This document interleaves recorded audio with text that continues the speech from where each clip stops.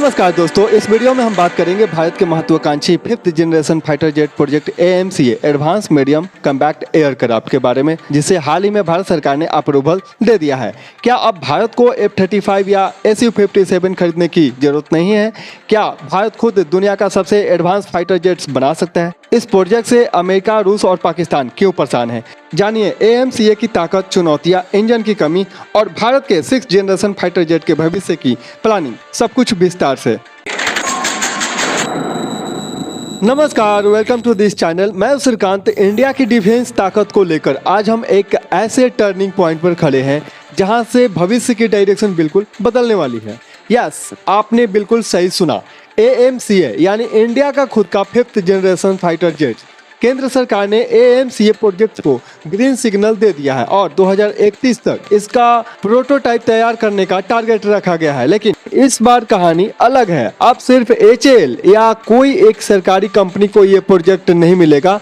भारत सरकार ने दरवाजे खोल दिए हैं पब्लिक और प्राइवेट दोनों प्लेयर्स के लिए। तो कोई भी कंपनी, चाहे वो इंडियंस हो या फॉरेन हो, अगर सॉलिड प्रपोजल लेकर आती है तो उसे ये मेगा डिफेंस प्रोजेक्ट मिल सकता है।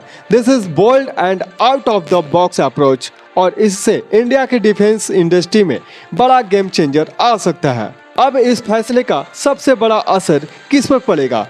To major power, USA and Russia. क्योंकि अब ये ऑलमोस्ट कंफर्म है कि इंडिया शायद ना तो F-35 और ना ही Su-57 को खरीदेगा। ऑपरेशन सिंदूर के बाद ये साफ हो गया है, हमारे पास जो भी फाइटर जेट्स हैं वो पाकिस्तान जैसे देश के लिए मोर देन एनफ है ना।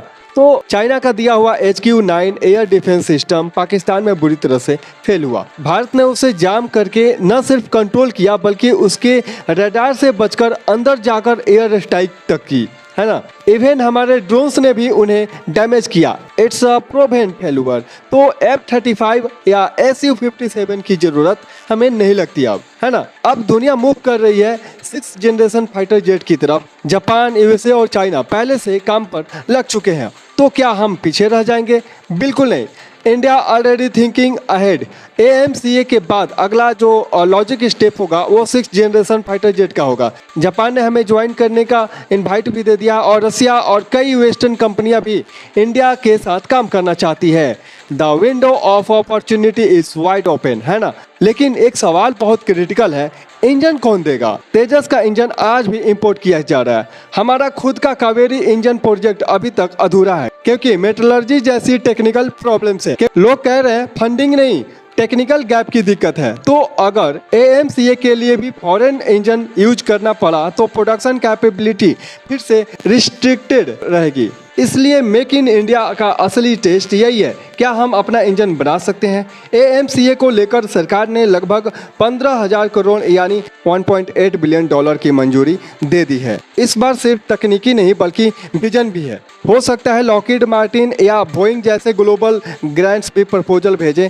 This time it's not just defence, it's about leadership in arrow technical. So guys, अभी के लिए ये बहुत ज़्यादा एक्साइटमेंट डेवलपमेंट है। इंडिया इज नॉट पाएंगे फियर। हम खुद पर भरोसा कर रहे हैं और जैसे ही AMCA कावेरी इंजन या 6th जनरेशन जेट से जुड़ी कोई भी ब्रेकिंग अपडेट आती है तो सबसे पहले आपको हम इस चैनल पे देंगे। इसलिए चैनल को सब्सक्राइब करें, वीडियो को लाइक करें और कमेंट में बताएं क्या आपको लगता है कि इंडिया को F-35 खरीदनी चाहिए या हम सही रास्ते पे हैं। धन्यवाद।